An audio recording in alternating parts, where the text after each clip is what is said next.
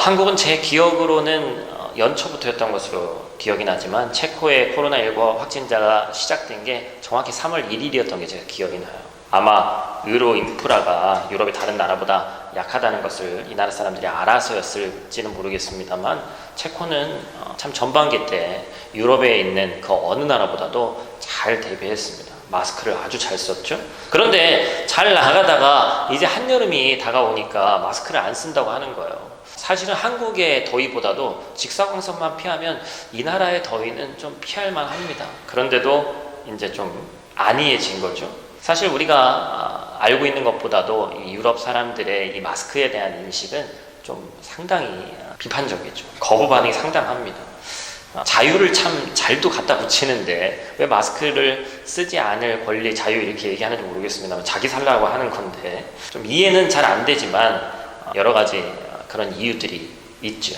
정부가 또한 코로나로 인해서 우리 시민들을 통제하려고 한다 이런 얘기들도 있습니다. 물론 뭐 다 틀린 얘기는 아닐 것 같아요.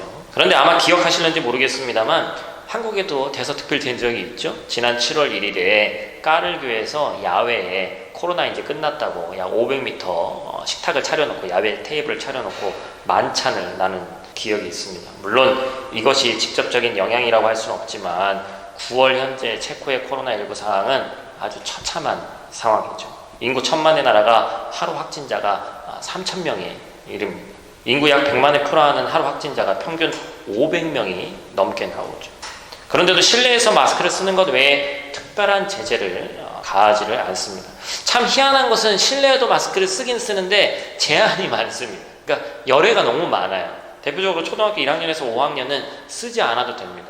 좀 이해가 안 되죠. 더 이상의 제재를 하지 못하는 저도 잘 모르는 여러 가지 이유가 많이 있을 것입니다. 아마도 약한 체코의 경제 기반 너무 또 관광 쪽으로 쏠려 있기 때문에 나라를 막을 수 없죠. 또한 10월 달에 총선이 있는데 선거가 있는데 집권 여당이 여론의 눈치를 또 안 볼 수 없죠. 그런 여러 가지 요소들이 많이 있습니다. 사실 저 또한 처음에 체코 전체를 통틀어서 200명, 300명 나올 때 저도 시겁한 마음이 있었는데 이제는 3000명만 안 되고 한 1000명 밑으로만 떨어졌으면 소원이 없겠다 이런 마음이 있어요. 우리나라는 보니까 어제 오늘 보니까 이제 2자릿수 밑으로 내려갔더라고요. 참 감사한 일이죠. 아마도 저와 비슷한 동년배 40대 밑에 분들은 인생으로 우리가 살면서 우리가 무슨 전쟁을 겪은 세대도 아니고 그렇죠? IMF를 겪곤 했지만 직접적으로 우리 세대의 일은 또 아니었고 우리 부모님 세대였지. 그래서 우리 인생 가운데 과연 이런 시기가 있나 할 정도로 고통스러운 그런 시기를 살아가고 있습니다. 우리 성도들 그리고 방송을 보시는 온라인 성도님들께 부탁을 드립니다. 체코를 위해서 또한 코로나19를 위해서 고통당하는 모든 땅을 위해서 계속해서 기도해 주시기를 긍휼의 마음으로 기도해 주시기를 부탁을 드립니다.